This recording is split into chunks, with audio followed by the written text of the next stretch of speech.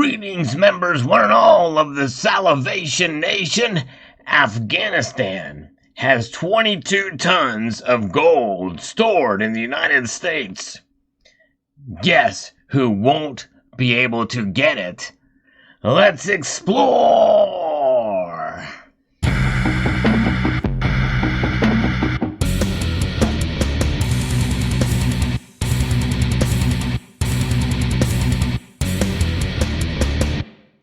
Yes, you probably have already guessed who's not going to be able to touch that gold. That's right, it's the Taliban. They prove that if you don't hold it, you don't own it. This is an article from Quartz.com as shared with me by Spectacular. Thank you, Spectacular. You guys should definitely check out his channel. And he shared this with me. Very, very interesting news. It reminds me of another story that I covered some time ago. I'll get there in a moment. The Biden administration has frozen the Afghanistan government's holdings in U.S. banks, preventing the Taliban from accessing billions of dollars, a major, if indeterminate, part of the country's foreign reserves.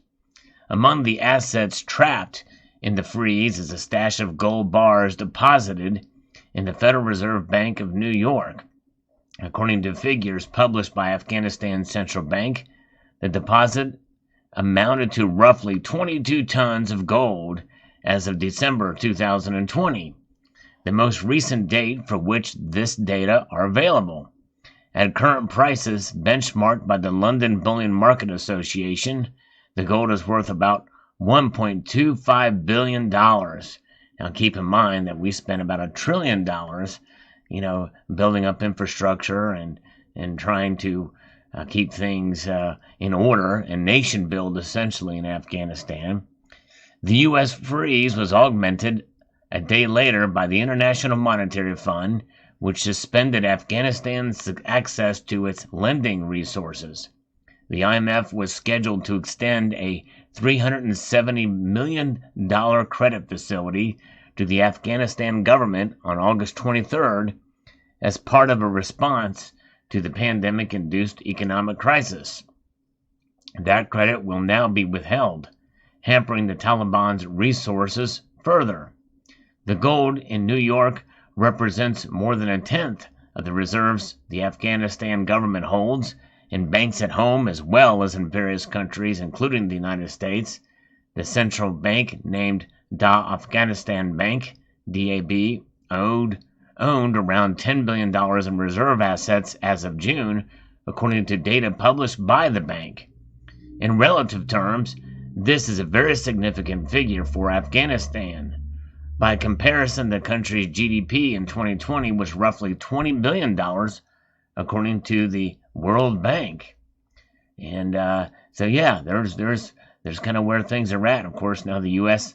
has frozen Afghanistan's assets. Most of the $10 billion in reserves is parked overseas, although certainly the DAB's own vaults hold at least $160 million in commercial gold and silver, as well as treasury and ancient gold ornaments that are part of the so-called Bactrian treasure, recovered from 2,000-year-old burial sites.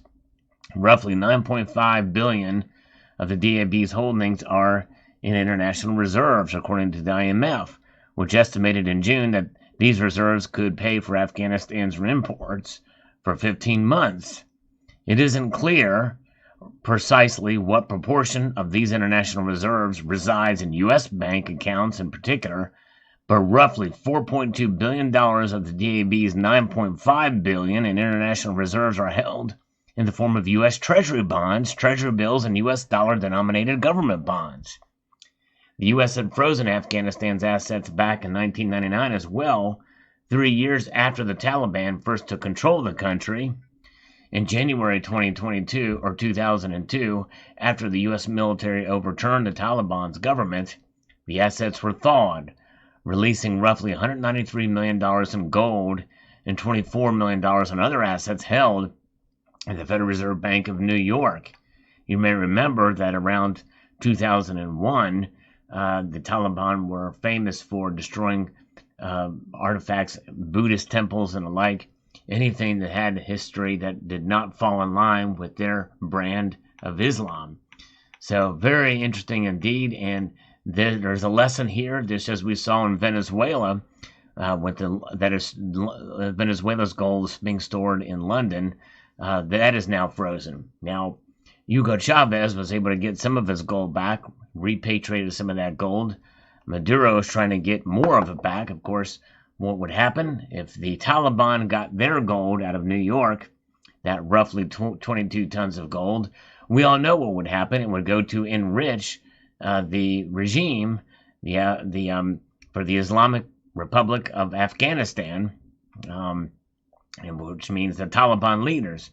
They would be enriched while everybody else would be enslaved. Just as the case with Maduro, if he were to get the gold, it would not go to the people of Venezuela to help anybody other than the dictator. And so I think it's quite telling, and it's because there is a difference between the dictators of a country and the general interest overall, especially of the nation at whole. And it's pretty easy to tell. And so I don't blame the U.S. at all for freezing these assets, and I certainly don't blame the Bank of England either for not releasing that gold to a brutal dictator in Maduro.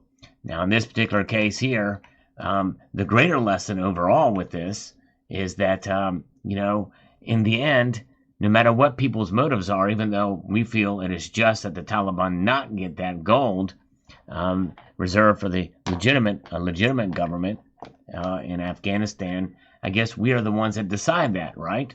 But they're storing it in our vault here in the U.S. Well, as is the case with us, well, what about if we get our gold, if it's stored in a vault somewhere? More than likely, most vaults will let you have it and take it out. But if things get really bad, well, things can change very quickly on the ground, and somebody else may decide that gold would be better served for my interest than somebody who may be 300-400 miles away, and usually some of that stuff is stored even further away for some people, especially if you have a vault that may be somewhere on the other side of the country, and there is a regional blackout or brownout or some sort of a catastrophe where that gold could come to of good use to you, or silver, or whatever is stored. If you don't have it, you can't use it. If you don't hold it, you don't own it. And that's why I like to keep mine relatively close by. Mine's close enough that if I need to get it, I know where to go. I know how to get access to it. But there's always risk in everything. But the lesson here is the Taliban, and it's a good thing, they don't hold it. So therefore, they can't own it. And they can't even touch it. Very fascinating, interesting news indeed. Thanks again to Spectacular for sharing this with me, as it is relative definitely to what's going on today. And I guess that's one good thing the Biden administration did, is to freeze these assets. So multitude of gratitude to you all for taking the time to watch this video, and to encourage you to please rate, share, comment, and subscribe.